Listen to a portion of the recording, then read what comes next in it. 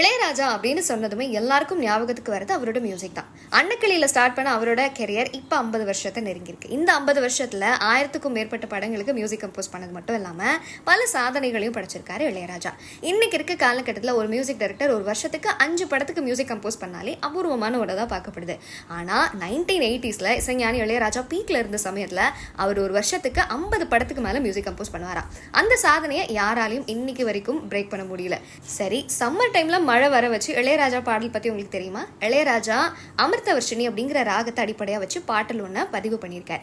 அமிர்தவர்ஷினி ராகத்தை முறையா பாடினா மழை வரும் அப்படின்றது ஒரு நம்பிக்கை. அந்த பாட்டை ஜெயசுதாஸ் அண்ட் ஜானகி தான் பாடியிருப்பாங்க. அமிர்தவர்ஷினி ராகத்துல இந்த பாட்டு இருக்கிறத பார்த்து அவங்க மழை வரல அப்படின்னா எங்களை திட்டாதீங்க அப்படின்னு ராஜா கிட்ட சொல்லிட்டு பாட ஸ்டார்ட் பண்ணியிருக்காங்க. பாடல் ரெக்கார்டிங் முடிஞ்சதுமே இளையராஜாவோட ஸ்டுடியோ விட்டு வெளியே வந்து பார்த்த ஜானகிக்கு செம்ம ஷாக்கு. ஏன்னா அந்த சம்மர்ல அதுவும் மதிய வேளையில யாருமே வீட்டுக்கு போக முடியாத அளவுக்கு கனமழை கொட்டி தீர்த்துச்சான்.